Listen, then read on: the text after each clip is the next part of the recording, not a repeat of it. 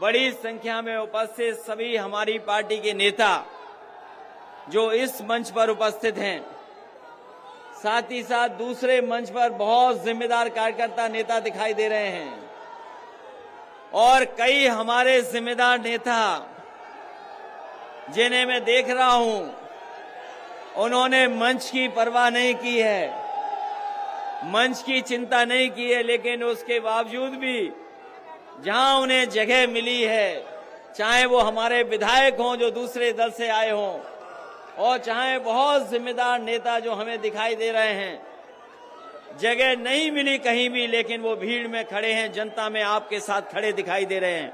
मैं एक एक साथी जो सभा में उपस्थित है, उस कोने से लेकर के और आखिरी तक जो हमें दिखाई दे रहे हैं, मैदान में पूरा भरा दिखाई दे रहा है।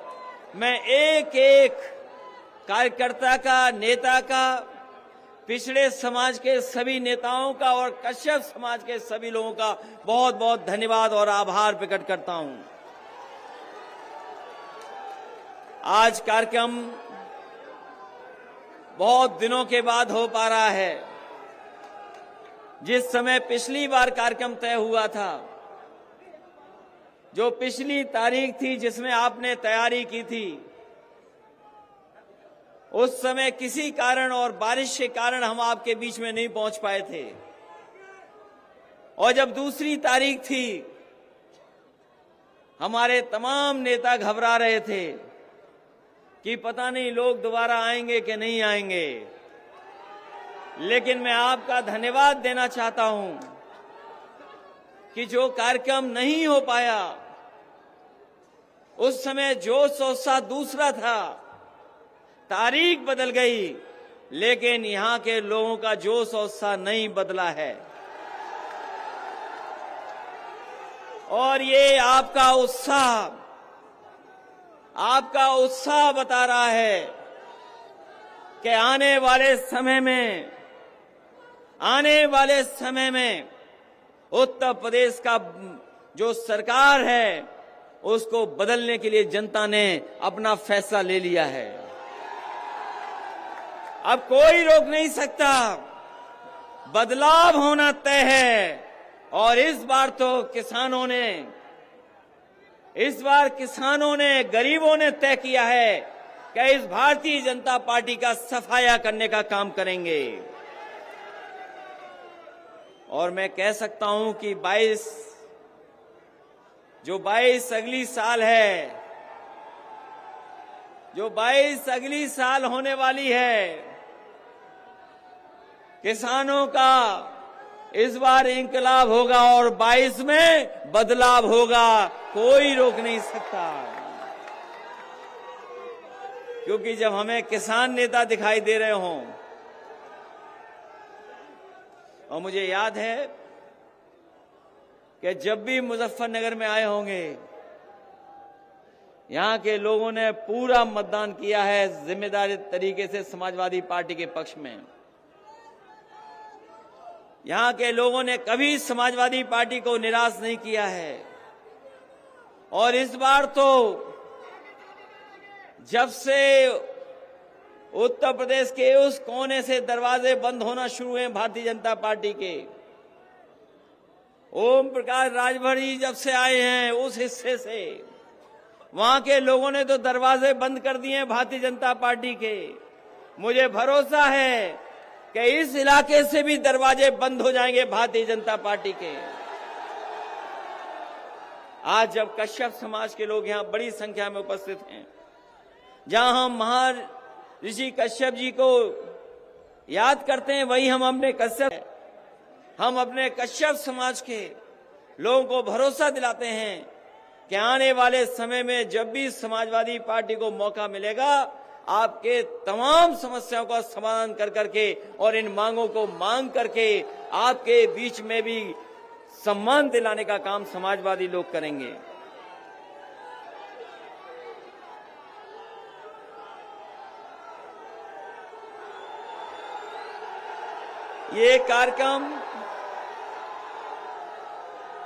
ये जो कार्यक्रम हो रहा है, अभी तो बहुत सारे गठबंधन भी होने हैं।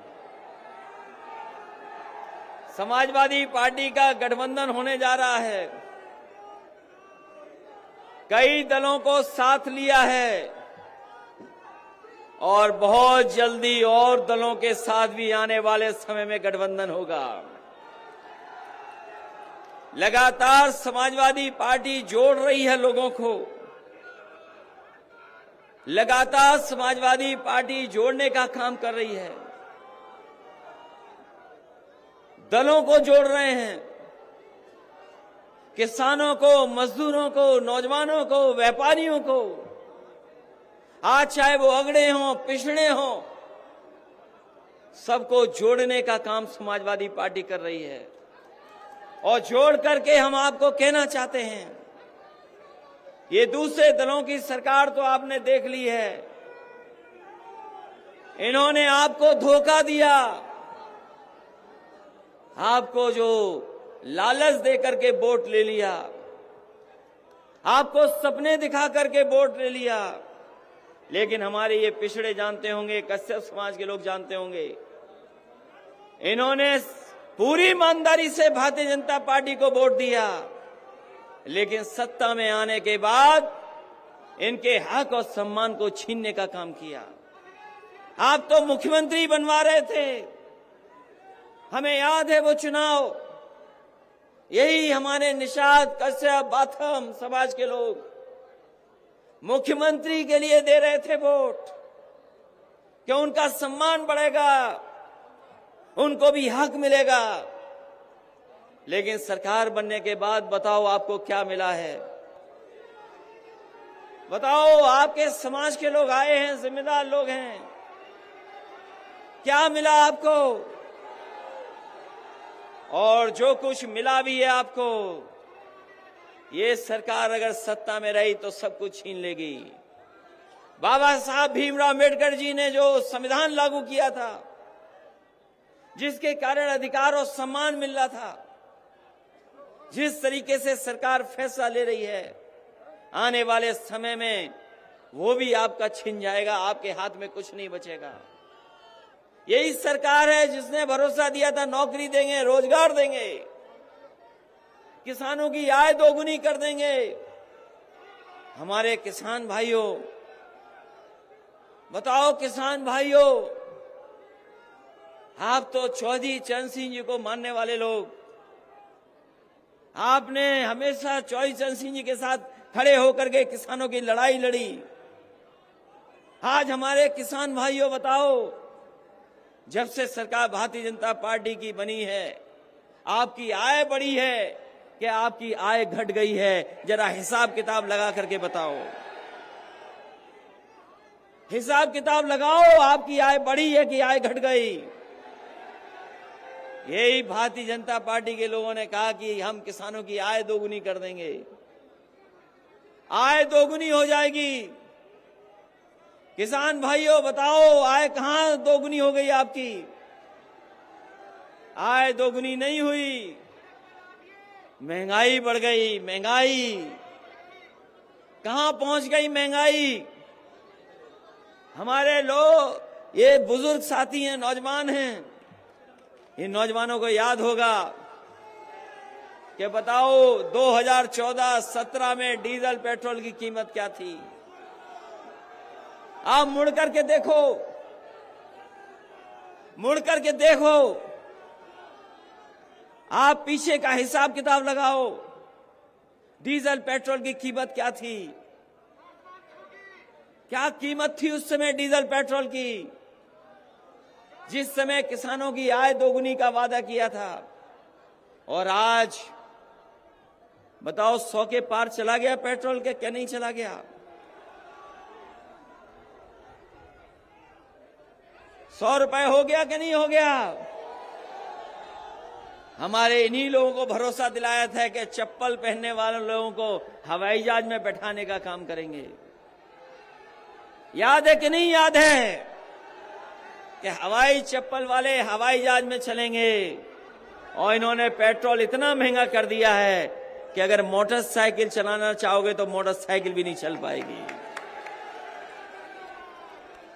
ये महंगाई बढ़ गई है और जो 3 कानून लागू हो गए हैं, ये जो 3 कानून हैं, अभी तो आपके फसल की कोई कीमत नहीं मिल रही है।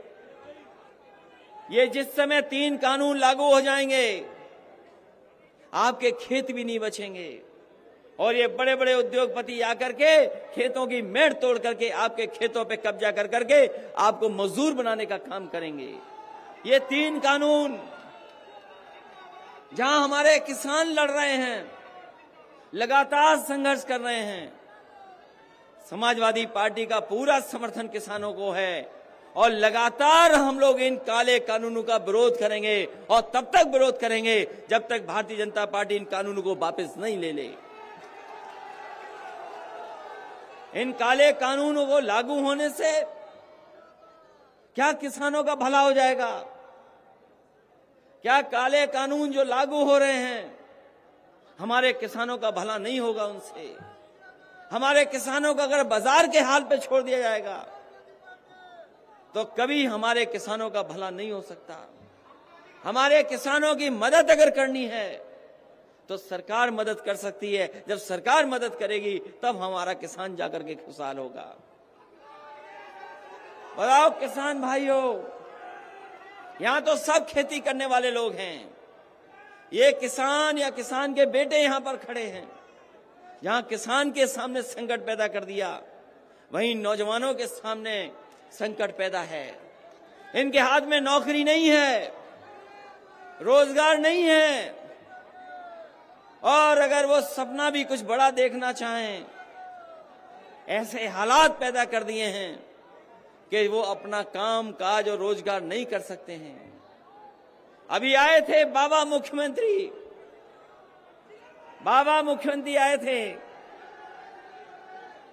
कम से कम बाबा मुख्यमंत्री को अपना घोषणा पत्र पढ़ना चाहिए, उन्हें अपना संकल्प पत्र पढ़ना चाहिए। अभी तक तो हम सोचते थे कि बाबा मुख्यमंत्री इसलिए लैपटॉप नहीं बांट रहे क्योंकि वो लैपटॉप चलाना नहीं जानते, लेकिन अब ये कह सकता हूं, मुझे भरोसा हो गया है कि जहां वो लैपटॉप चलाना नहीं जानते, वहां वो चीजें भी नहीं पढ़ते हैं, अपना घोषणा पत्र भी नहीं पढ़ते हैं।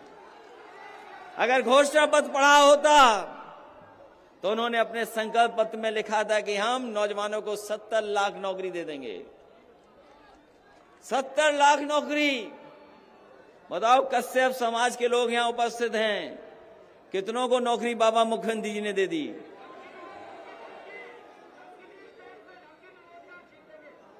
कोई नौकरी दी हो तो बताओ।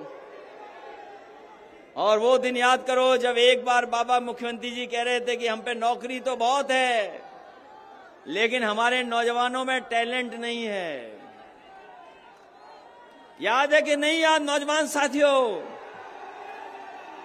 एक बार मुख्यमंत्री से पूछा कि आप नौकरी नहीं दे रहे हो, इन नौजवानों को रोजगार नहीं दे रहे हो, तो हमारे मुख्यमंत्री जी कह रहे थे कि नौकरियां तो बहुत हैं, रोजगार तो बहुत हैं, लेकिन नौजवानों में टैलेंट नहीं है।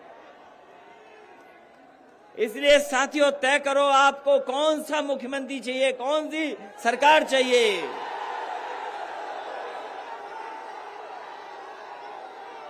आपको योग्य सरकार चाहिए कि वैसी सरकार चाहिए? योग्य सरकार चाहिए कि गप वाली सरकार चाहिए?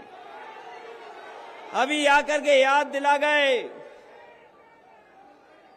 कि पलायन हो गया है, पलायन। अभी मुख्यमंत्री जी कह रहे हैं पलायन हो गया, और सच्चाई तो ये है कि अगर उत्तराखंड से मुख्यमंत्री जी का पलायन न होता तो 5 साल हमारे खराब नहीं होते।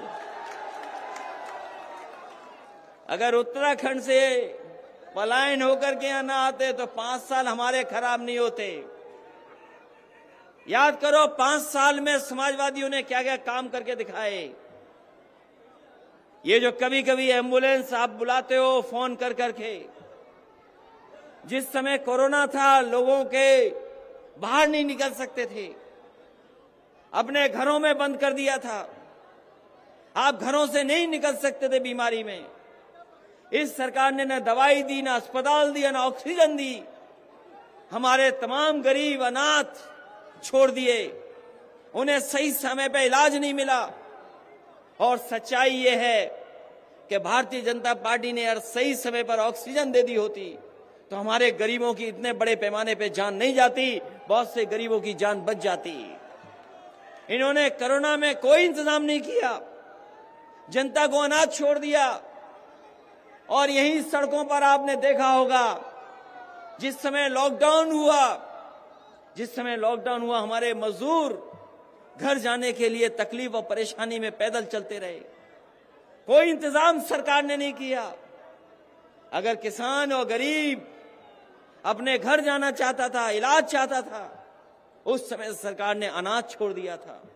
अगर कोई चीज काम आ रही थी उस समय पर, तो वही समाजवादी सरकार में एम्बुलेंस 102 और 108 ने गरीबों की मदद करने का काम किया था। ये सुधार लाए थे हम। और यही सुधार नहीं, ये हमारे बाबा मुख्यमंत्री जी को समझते ही नहीं है। बहुत कह रहे कानून व्यवस्था ठीक की है, बहुत दावा करते हैं कि कानून व्यवस्था ठीक की है। बताएं मुख्यमंत्री जी, नहीं पता था कि गोरखपुर में क्या हो जाएगा उसके साथ। एक व्यापारी कानपुर का अपने कारोबार की लेकर के और गोरखपुर को देखने गया। रात में पुलिस आई, उसके कमरे में पूछताछ के बहाने इतना मारा कि उस व्यापारी की वहीं जान चली गई। बताओ कौन दोषी है? कोई दोषी अगर है तो भारतीय जनता पार्टी की सरकार दोषी है। जो मुख्यमंत्री अपने यहां, अपने गांव में, घर में, गृह जनपद में अगर व्यापारी को सुरक्षित नहीं रख सकता है तो उससे कानून व्यवस्था की कोई उम्मीद नहीं की जा सकती है। जब आपके बीच में जब मैं आया हूं, जब आज आपके बीच में आया हूं, तो कल की घटना भी सोच लो। एक नौजवान को पुलिस उठा ले गई और उसको इतना मारा है थाने में। पुलिस ने इतना अन्याय किया है कि उस नौजवान की जान चली गई। अगर कोई दोषी है उसके लिए तो भारतीय जनता पार्टी की सरकार दोषी है उस नौजवान की जान जाने के लिए। ये दो घटनाएं नहीं, अगर आंकड़े देखें मुख्यमंत्री जी, हम तो सोचते